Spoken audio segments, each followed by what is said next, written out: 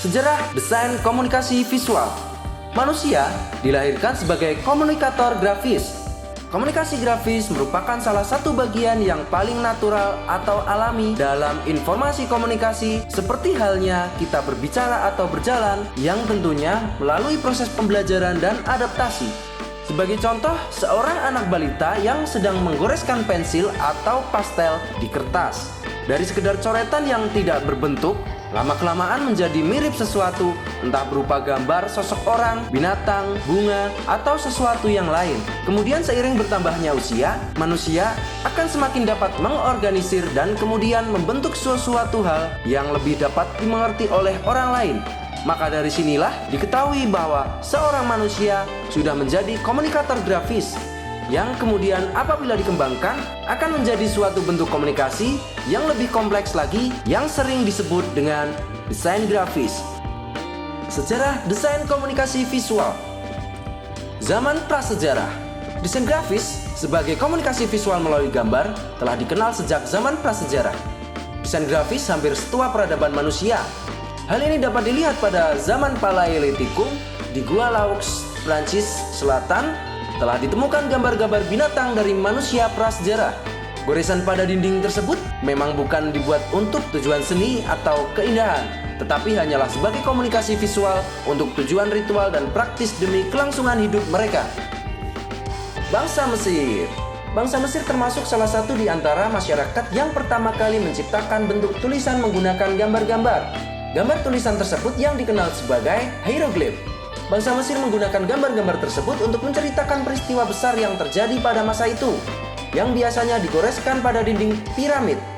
Gambar-gambar pada dinding piramid berbentuk seperti lembaran-lembaran komik yang dalam gambar adegan terdapat huruf hieroglif tersebut. Bangsa Yunani dan Romawi.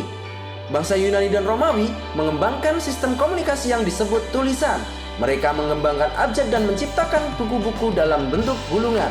Abad ke-15. Perkembangan proses cetak-mencetak dimulai pada abad ke-15 dengan diketemukannya mesin alat cetak oleh Johannes Gutenberg pada tahun 1398 sampai 1468 di Jerman.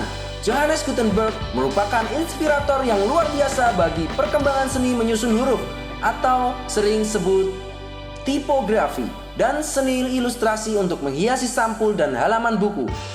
Revolusi industri. Setelah periode cetak tinggi pada masa Johannes Gutenberg adalah revolusi industri yang berlangsung sekitar abad ke-18. Pada masa ini peradaban manusia mulai bergeser ke arah teknologi baru yang lebih revolusioner, yaitu perubahan dari kerja tangan menjadi kerja mesin karena banyak ditemukan sumber-sumber baru, yaitu mesin uap dan listrik.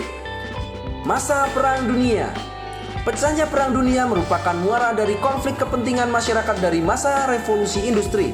Situasi pada masa Perang Dunia ini, fungsi desain grafis banyak digunakan untuk mengobarkan semangat juang bertempur melawan musuh, menyebarluaskan informasi propaganda dari sang pemimpin, doktrin-doktrin kepada masyarakat, serta himbauan kepada masyarakat untuk ikut serta membela negara.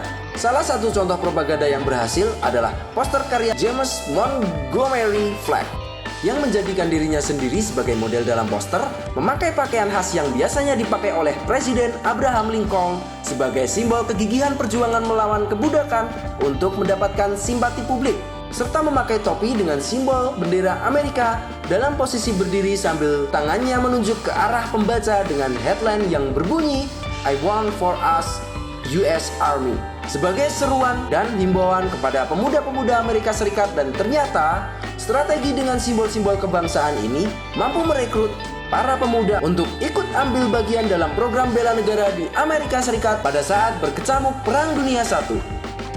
Abad ke-21. Akhir abad ke-20 dan memasuki abad ke-21 merupakan era yang hampir semua orang dapat membaca dan menulis, menjadikan persoalan apakah gambar atau diagram masih diperlukan untuk berkomunikasi. Jawabannya adalah tentu, karena untuk dapat memahami dan mengerti tentang bentuk-bentuk yang kompleks dalam komunikasi, diperlukan tampilan gambar atau grafis agar dapat membantu dan memperjelas makna tentang sebuah tulisan. Dari segi komersil, desain grafis diharapkan mampu memenuhi harapan-harapan para pengusaha dalam memasarkan produk-produknya dalam kaitannya dengan promosi periklanan atau advertising campaign, sehingga dapat dikonsumsi oleh masyarakat sebagai upaya meningkatkan ekonomi usahanya. Era globalisasi menjadikan upaya-upaya penyebaran informasi dan pesan menjadi lebih canggih karena didukung oleh teknologi yang memungkinkan interaksi, penyampaian informasi, dan pesan antar negara menjadi semakin tak terbatas. Saat ini, perkembangan desain grafis pada saat ini terkait dengan wilayah kerjanya tidak lagi hanya dibutuhkan pada industri cetak dan periklanan saja, melainkan lebih luas.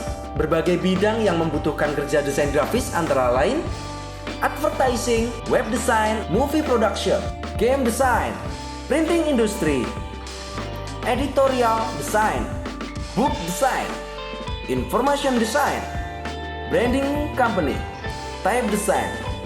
Sekian dan terima kasih.